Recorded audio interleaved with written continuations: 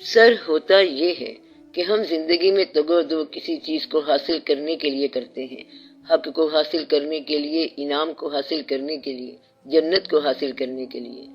جس شخص کو مشاہدہ حق حاصل ہو جائے یا جنت حاصل ہو جائے تو پھر اس کے سامنے تو کوئی منزل نہیں رہ جاتی، پھر اس کو اعمال کی کیا ضرورت ہے، کیونکہ اب ان میں نہ تجسس ہے اور نہ شوق رہا ہے۔ آپ کا سوال یہ ہے کہ اگر ہمیں دنیا میں ذات حق کا شعور یا ادراک نصیب ہو جائے تو اس سے آگے کوئی بھی منزل نہیں ہے۔ ذات حق کے مشاہدے کے بعد تو منزلیں ختم ہو جانی چاہیے۔ آپ کا پہلا سوال یہ تھا کہ جو انسان خدا کی طرف جا رہا ہے اس کو تو ادراک ہو جائے گا، جو شخص سوال کرنے والا ہے اس کو تو اس بات کا ادراک ہی نہیں۔ اب آپ کا سوال یہ ہے کہ جن لوگوں کو ادراک ہوا اب وہ ادراک کے بعد کیا کر رہے ہیں، اور یہ کہ جن لوگوں کو ادراک حق ہو جاتا ہے، ان کو عرفان ہو جاتا ہے، تو اس کے بعد اس شخص کو دنیاوی چیزوں کی کیا ضرورت رہتی ہے، کیونکہ خدا تو اپنی ذات میں سفیشینٹ ہے، اپنی ذات میں تنہا ہے، مخفی ہے، گنجینا ہے اور کافی ہے، پھر اسے بشر کی کیا ضرورت ہے۔ پھر انسان کے ساتھ جھگڑا بھی ہے، دوستی بھی ہے، صلح بھی ہے، انسان کو دشمن بھی کہتا ہے اور دوست بھی کہتا ہے۔ اس راز کو سمجھو کہ کسی انسان کو اللہ تعالیٰ کا محبوب صلی اللہ علیہ وآلہ وسلم بننے کے بعد اب کافروں کے ساتھ کیوں الجھنا پڑ رہا ہے، تو راز یہ ہے کہ الجھن تو اب شروع ہوئی ہے۔ اللہ کا محبوب صلی اللہ علیہ وسلم ہونے کے بعد ہی تو یہ کہانی شروع ہوئی ہے۔ پہلے اپنا محبوب بناتا ہے، اس کے بعد کام کراتا ہے، کیونکہ اللہ کا کام تو اب شروع ہوا ہے۔ تو جو لوگ اللہ کے محبوب ہوئے وہی لوگ تو تکلیفیں برداشت کرتے ہیں۔ مثلا محبوب ہونے کے بعد شہید ہونا پڑتا ہے۔ محبوب پہلے بنے گا اور پھر شہادت آ رہی ہے۔ محبوب پہلے بنے گا اور بعد میں وطن چھوڑ کے تبلیغ کے لیے پیدل غزنی سے لاہور کی طرف جانا پڑے گا۔ گنج بخش رحمت اللہ تو وہیں غزنی میں ہو گئے تھے، فیض عالم بھی ہو گئے تھے اور مظہر نور خدا بھی ہو گئے تھے، لیکن غزنی سے لاہور پیدل چل کے آنا پڑے گا۔ حضور پاک صلی اللہ علیہ وآلہ وسلم سے سوال کیا گیا تھا کہ جب آپ پر اللہ راضی ہیں اور اللہ کا فیصلہ ہے کہ جو آپ صلی اللہ علیہ وسلم سے محبت کریں اس پر بھی اللہ راضی ہے، تو اب آپ صلی اللہ علیہ وسلم رات کو کیوں جاگتے ہیں اور روتے ہیں؟ آپ نے فرمایا کہ کیا تم لوگ نہیں پسند کرتے کہ میں اس کے احسانات کا شکر ادا کروں؟ اب جن لوگوں کو دیدار حق ہوا یا دیدار عرفان حق ہوا ان لوگوں پر یہ لازم ہے کہ جن لوگوں کو یہ نہیں ہوا وہ ان تک اللہ کا یہ رحم اور فضل کنوے کریں، ان پر یہ فرض عائد بھی ہو جاتا ہے اور بعض اوقات اللہ کی طرف سے عائد کر دیا جاتا ہے۔ ایک اور بات یہ ہے کہ جن لوگوں کو افقی سفر عطا ہوتا ہے ان کو راسی سفر بھی ملتا ہے، اور جن کا راسی سفر ہوتا ہے ان کو افقی سفر بھی ملتا ہے۔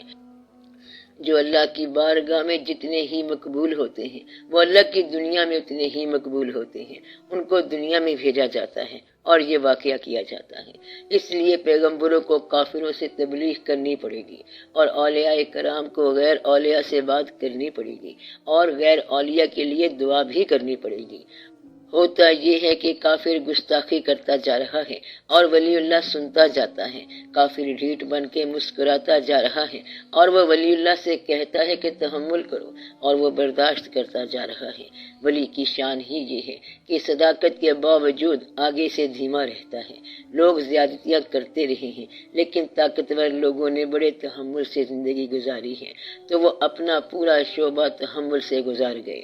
انہوں نے بڑی بڑی محنتیں کی ہیں، لنگر پکاتے رہے اور لوگوں کو کھانے کھلاتے رہے اور خود روزہ دار رہے اور شب بیدار رہے، اس لیے ان کو لوگوں نے خواجہ غریب نواز رحمت اللہ کہا اور وہ اپنا شعبہ پورا کر گئے، اپنا کام پورا کر گئے۔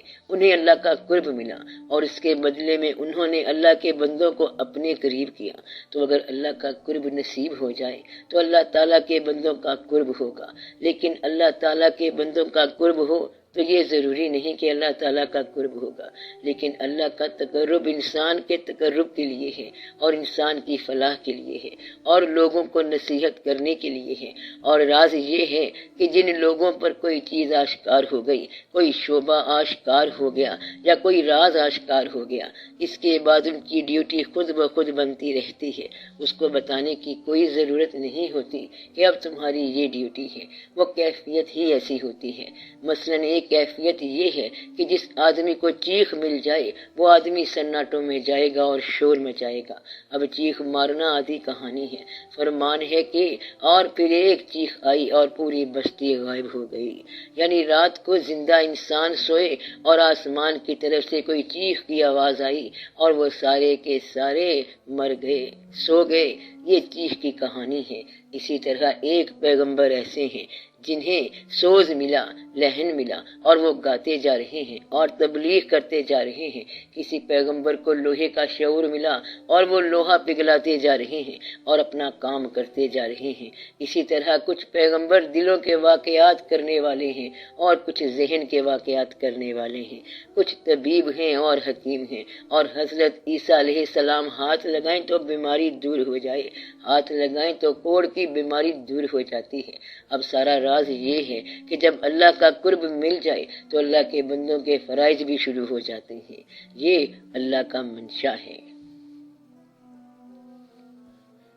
ایسے لوگ جو معاشرے میں ایسے کاموں میں مشغول نظر آتے ہیں جو دوسرے لوگوں کے فائدے کے لیے ہیں، تو کیا وہ بھی اسی قسم کے ہوتے ہیں؟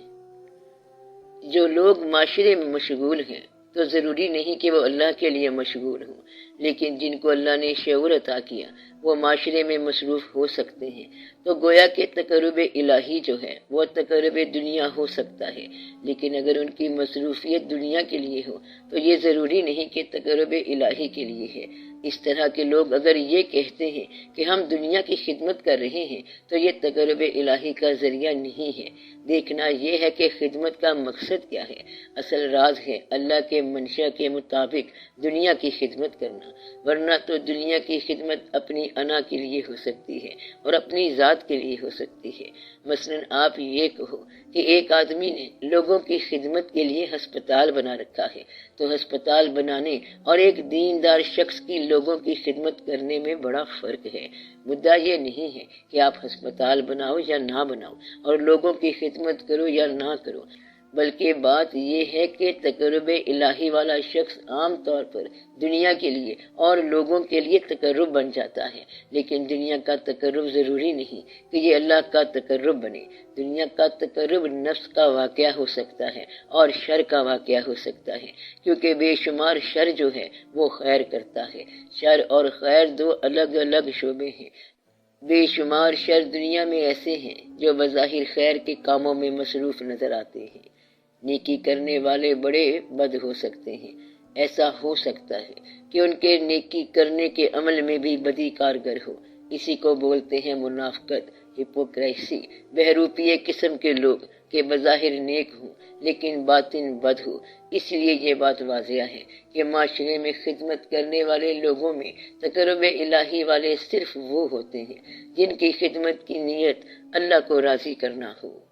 یہ آپ کی تعلیم ہے کہ جس سے ہم زیادتی کریں اس سے معافی مانگیں۔ اگر روزمرہ زندگی میں ہمیں پتہ ہی نہ چلے کہ کسی سے زیادتی کر رہے ہیں تو ایسے میں کیا کرنا چاہیے؟ اس کے علاوہ ہمیں کیا کیا کرنا چاہیے؟ جہاں آپ کو محسوس ہو جائے کہ زیادتی ہو گئی وہاں معذرت کر لو۔ جہاں محسوس نہ ہو تو جنرلی اللہ سے یہ معافی مانگو کہ یا اللہ، اگر کبھی ہم نے لا علمی میں ذرا سی بھی کوئی زیادتی کی ہے تو ہمیں معاف فرما۔ یا اللہ، اگر تیرے کسی کمزور بندے کو ہم نے پاؤں کے نیچے روند دیا ہے تو ہمیں معاف کر دے۔ آمین یا رب العالمین۔ اگر کوئی لا علمی کا گناہ ہے تو لا علمی کا گناہ بھی بڑا ہوتا ہے، اس لیے پھر اللہ سے معافی مانگو کہ یا اللہ ہمیں آگاہ کر کہ ہم نے کسی کے ساتھ زیادتی تو نہیں کی ہے۔ پھر پتہ چل جاتا ہے کہ ہمارا رویہ کیا ہے، روش کیا ہے، ہم کیسے ڈیل کرتے ہیں، کیسے بیہیو کرتے ہیں، طبیعت میں ترشی ہے یا نرمی ہے۔ کتاب سے عمل کرنا بڑا مشکل ہے۔ میں آپ کو بار بار بتا رہا ہوں کہ لوگوں کے ساتھ نیک سلوک کرو، یہی تو یاد رکھنے والی بات ہے۔ آپ اس خیال میں اگر ڈھل جاؤ تو آپ کا بیہیویئر، آپ کا سلوک اور آپ کا کردار خود بخود بغیر کسی فارمولے کے چلتا جائے گا۔ اپنے آپ کو اللہ کے روبرو رکھو گے تو ہر وقت ہر آدمی کے ساتھ ڈیل کرنا آسان ہو جائے گا۔ یہ بات اچھی طرح یاد کر لو کہ جہاں دو آدمی ہیں وہاں تیسرا اللہ ہے۔ اگر آج اتنی بات مان لو تو زندگی کے اندر فارمولے کی ضرورت ہی نہیں رہے گی کہ جہاں کوئی دو انسان بیٹھے ہیں وہاں تیسرا اللہ ہے۔ پکی خبر ہے، اب ہمیں کوئی اور فارمولہ پڑھنے کی ضرورت نہیں اور کوئی علم سیکھنے کی ضرورت نہیں۔ انسان کی کسی نیکی میں کمی ہو سکتی ہے، اگر دو آدمیوں میں گناہ ہوا ہے تو وہ گناہ مشہور ہوتا ہے اور دو سے ہی نیکی کا سفر شروع ہو جاتا ہے۔ ذاتی طور پر خیال خراب ہو سکتا ہے لیکن عمل نہیں خراب ہوتا۔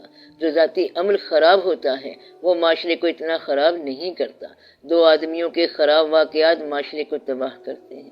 اللہ کو معاشرے کا بڑا خیال رہتا ہے، اس لیے اس نے پیغمبروں کو بھیجا تاکہ وہ اصلاح کریں اور یہ معاشرے خراب نہ ہوں، حکمران ظالم نہ ہوں۔ آپ کے کامیاب ہونے سے آپ کے دل کے اندر سکون پیدا ہوتا ہے۔ آپ ہمہ حال ایک حال میں نہیں رہتے۔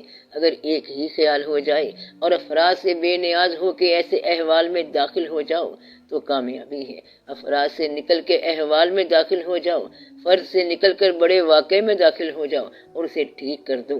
اس طرح ملک کی اصلاح ہو سکتی ہے۔ ذاتی نفرت اور ذاتی رنجش سے آزاد ہو جاؤ۔ گناہ کو برا سمجھو لیکن گنہگار کو برا نہ سمجھو، پھر تم حالات ٹھیک کرنے کے قابل ہو جاؤ گے۔ اگر کوئی گنہگار گناہ چھوڑ دے تو اب اسے اچھا سمجھا کرو، جو برا کہلاتا تھا اب اچھا ہوگا۔ کسی آدمی سے نفرت نہ کرنا، کیونکہ آدمی کسی وقت ولی ہو سکتا ہے، برا آدمی کسی بھی وقت اچھا ہو سکتا ہے۔ یہی اسلام کا پیغام ہے کہ اگر کافر ساری عمر اسلام کے خلاف لڑتا رہا اور تمہیں زخم لگاتا رہا ہو اور آخر میں اگر تمہارے ہاتھ پہ کلمہ پڑھ لیتا ہے تو تمہارا اتنا ہی بھائی ہے جتنا تمہارا اپنا بھائی ہے۔ جب وہ مسلمان ہو گیا تو مسئلہ حل ہو گیا۔ جب مسئلہ حل ہو جائے تو پھر پرانی دقتیں بیان نہ کرو۔ جب بات کمپرومائز میں آ جائے تو پرانی دقتیں بیان نہ کرو۔ جب کافر کلمے پڑ جائیں تو پرانے کفر نہ بیان کرو۔ جب صلح ہو جائے تو پرانے جھگڑے نہ بیان کرو۔ اب جب آپ کے پاس کھانے کی دقت نہیں ہے تو پرانی غریبی کیا بیان کر رہے ہو؟ اب غریبی آ گئی ہے تو پرانی دولت کا ذکر کیا کرنا؟ بات کو ختم کرو، اپنے حال کے اندر رہو۔